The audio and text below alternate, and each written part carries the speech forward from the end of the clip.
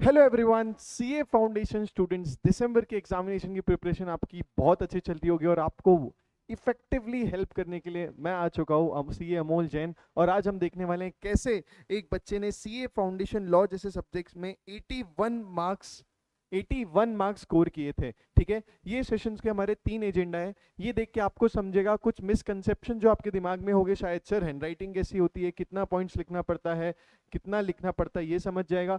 Sir आपको ये भी समझेगा कि बच्चे ने क्या सीक्वेंसली पूरे क्वेश्चन सॉल्व करे हैं। ये देखने के बाद आपको समझ में आएगा कि इंस्टीट्यूट कैसे टाइप के आंसर्स एक्सपेक्ट करती है, so that a person can score 81 marks. This is a very good score. 81 marks लाना इन लॉ के सब्जेक्ट्स में आपके वैसे ही सीए फाउंडेशन के वो चार चांद लगा देगा। तो देखो जी, आगे बढ़ते हैं without wasting time, because at this point of time आपका टाइम बहुत कीमती है। देखिए, सबसे पहले अपन देखते हैं इसने देखो कैसे लिखा है। पहला ये आंसर आपके दिख रहा होगा, सेक्शन ए इसने सॉल्व किया है जिसमें void agreement, valid, voidable, valid, nature of agreement के बारे में बताना था। तो इसने देखिए, आपको लग रहा है ये हैंडराइटिंग बहुत अच्छी है, ये हैंडराइटिंग मेरी हैंडराइटिंग को टक्कर देती है। दोस्तों मुझे लगता था मेरी भी हैंडराइटिंग बहुत खराब है, क्या होगा मेरे एग्जाम्स में, बट मैं भी सीए बन गया हूँ। Handwriting doesn't matter at all, तो ज्यादा टेंशन लेने की बात नहीं है। 1 मार्क का क्वेश्चन था तो बच्ची ने ज्यादा दिमाग भी नहीं लगाया कि सर मैं बहुत अंडरलाइन करूँ ये, और उसको मार्क्स मिलते गए। ठीक है, यहाँ पे उसको मार्क्स मिल गए और कोई हैंडराइटिंग नहीं, कहीं पता है कि मेरे से कुछ गलती हो गई है तो उसको कट कर सकते, कोई प्रॉब्लम नहीं है। देखो, नीचे भी किया है, ऊपर भी किया है, तो एक चीज समझ में आ गई कि हैंडराइटिंग डजंट मैटर। तो भाई मेरे जैसी जो गंदी हैंडराइटिंग लिखते हैं उनको कोई टेंशन लेने की बात नहीं है।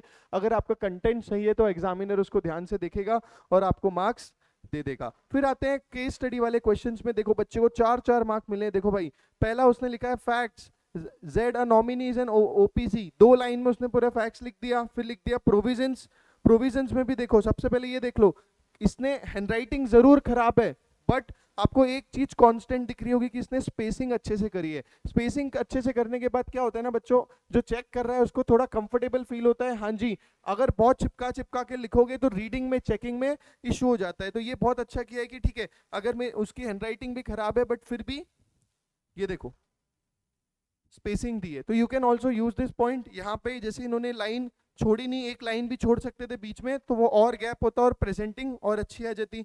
लिखा है उसने कॉम्फैक्ट्स, प्रोविजंस, एनालिसिस, ठीक है, और उसके बाद कंक्लूजन। ठीक है, 1.5 पेज में 4 मार्क का आंसर कंप्लीट कर दिया। डू यू थिंक ये सजेस्टेड से 100% मैच हो होगा? हो ही नहीं सकता और आप भी नहीं कर पाओगे। इसने क्या ट्राई किया है, बस इसने ट्राई किया कि मैंने पूरा फ्लो मेंटेन किया है, इंस्टीट्यूट जो एक्सपेक्ट कर रही है वो लिख दूं। ये बच्ची का एक अच्छी बात है कि उसको सेक्शन नंबर याद हो गए, तो उसने सेक्शन नंबर भी लिखे हैं। प्लस जो मैं बार बार आपको क्लास में बोलता था कि जो इंपॉर्टेंट कीवर्ड्स है उसको क्या करो, अंडरलाइन। आपको लग रहा है ये पेंसिल यूज करिए, स्केल यूज करिए, सिर्फ उसने जो पेन से वो लिख रही थी उसको अंडरलाइन कर दिया। So this is something which is the second point I need to highlight कि भाई अंडरलाइन कर दो, हैंडराइटिंग डजंट मैटर, स्पेसिंग अच्छी रखोगे तो हैंडराइटिंग आपका ओवरकम हो जाएगा। उसके बाद उसने जैसे एक और क्वेश्चन लिखा है, देखो इसमें भी उसने risk prima facie passes with the property उसको कॉमा किया है। अगर आपके पास टाइम है तो इसको भी आप अंडरलाइन कर सकते हो। As per the sales of goods act, जो सेकंड स्टार्ट किया है ये नेक्स्ट लाइन से भी करते हैं आप तो चल जाता। ठीक है, बट आप देखोगे तो उसने स्पेसिंग इतनी रखी है, पॉइंटर्स में आंसर लिख दिया है, इसलिए उसको मार्क्स ऐसे मिले हैं 4-4। ठीक है, however nothing in this provision affects the duties of the. अब यहाँ पे इसने अंडरलाइन भी नहीं किया, हो सकता है अंडरलाइन करती तो और ज्यादा मार्क्स मिल जाते। और आगे बढ़ते हैं, ठीक है, और आगे बढ़ते हैं। एक और केस स्टडी, कंटिंजेंट कॉन्ट्रैक्ट पे डाला तो उसने सबसे पहले अबाउट कंटिंजेंट कॉन्ट्रैक्ट लिख दिया। ठीक है, एग्जाम्पल डाल दिए, ये 2 एग्जाम्पल डाल दिए, essentials of a contingent contract ये भी पॉइंटर्स में डाल दिया। सी गाइस, किसी किसी को तो कीड़े मकोड़े लग रहे होंगे बट एग्जामिनर ने देखा है और मार्क्स अवार्ड किया है। She scored 81 marks. ठीक है, तो ध्यान दे दो कि एक और, अभी भी किसी को लग रहा है हैंडराइटिंग पे ज्यादा टेंशन हो, नहीं, पेपर कंप्लीशन पे ध्यान दो, अच्छे से कंटेंट पे ध्यान दो, हैंडराइटिंग थोड़ा बहुत आगे पीछे चलेगा। Essentials of a contingent contract में आप अंडरलाइन डाल देते तो और अच्छा हो जाता। स्टिल देखो उन्होंने इसके बावजूद भी मार्क्स अवार्ड किए हैं, मार्क्स अवार्ड किए हैं। और आगे बढ़ते हैं। देखो एलएलपी का एक क्वेश्चन आया, उसने एलएलपी में भी लिखा, पॉइंटर्स में चीजें बांट दी।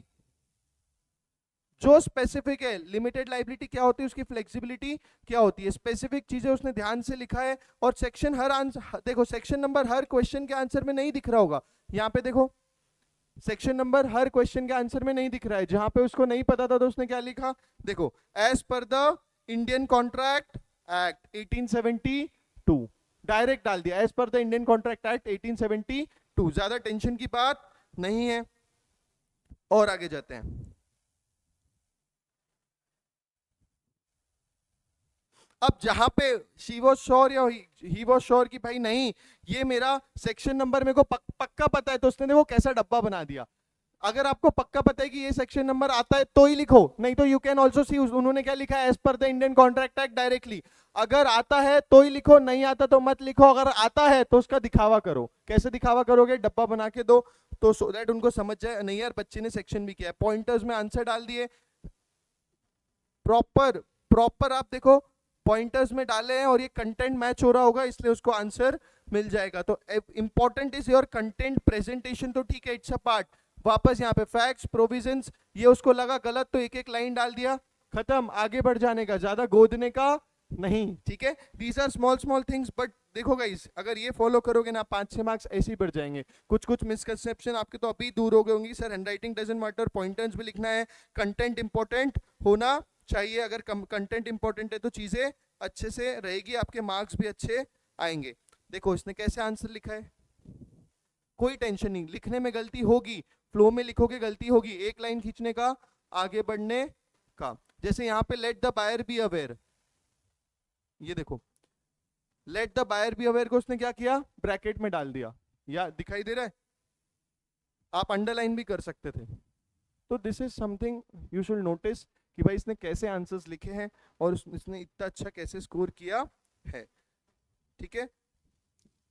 As per the companies act, companies are classified on the basis of control, holding company, subsidiary company. आपको तो ये मॉड्यूल जो अपनी बुक्स में दिखा है, क्या आंसर में भी बना सकते हैं? हाँ सर, जीता जाता एग्जाम्पल है, बना सकते हैं। जब तक आपका कंटेंट सही है आप प्रेजेंट कर दो उसको अच्छे तरीके से, उसको सिर्फ दिखना चाहिए, कोई प्रॉब्लम की बात नहीं है। ये देखो it is a chain subsidiary, एक चेन सब्सिडरी का कंसेप्ट है, उस पर क्वेश्चन आया था बी का सी, और फिर उसने एरो बना के बता दिया। इससे क्या समझ में आ रहा है ना कि बच्चे की अंडरस्टैंडिंग बहुत अच्छी है, वो एनालाइज कर पा रहा है। तो जहां पे आप कॉन्फिडेंट हो तो ऐसी कलाकारी कर सकते हो, उसमें कोई प्रॉब्लम नहीं है, ठीक है।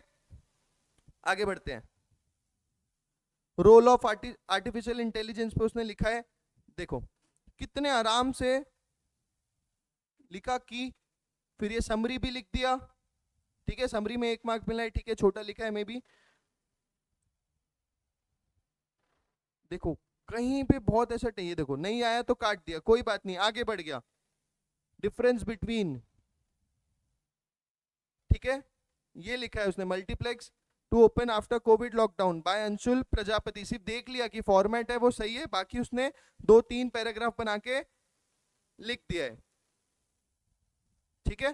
सो सी बच्चों, ये आपको दिखाने का पूरा पेपर यही था कि आपके कुछ मिसकंसेप्शन दूर हो जाए, आपको समझ में आ गया होगा। पहले pointer sir handwriting doesn't matter, second हर जगह सेक्शन नहीं इंपॉर्टेंट है, अगर आपको सेक्शन आता है तो एकदम दिखा के लिखो, डब्बा बना दो, अंडरलाइन करा दो, इफ यू आर 100% श्योर कि ये सेक्शन नंबर सही है। अगर नहीं आता है तो गलत लिखने का नको, गलत लिखने का नहीं। उसने लिखा है ना as per the contract act, जब उसको नहीं पता था तो उसने डायरेक्ट लिख दिया, वो एक्ट का नाम लिख दिया, एक्ट का नाम तो सबको ही आ जाएगा। एक फ्लो मेंटेन करो, सब पॉइंट्स में आंसर्स लिखो, अंडरलाइन करते जाओ, ठीक है। सो this is few things you should keep in mind, ज्यादा इधर उधर रिसर्च करने का इस पे जरूरत नहीं है। हमने ऐसा पेपर देख लिया जिसने 81 स्कोर मार्क्स किया और इससे आपको काफी सारी चीजें सीखने मिली होगी। If you like such videos share with your friends और उन्हें बताइए भाई कैसे अपने को सीए फाउंडेशन लॉ जैसा पेपर लिखना है। सी यू अगेन, ऐसे यूजफुल कंटेंट मैं आप लोगों के लिए लाते रहूंगा। Subscribe to our channel, thank you so much.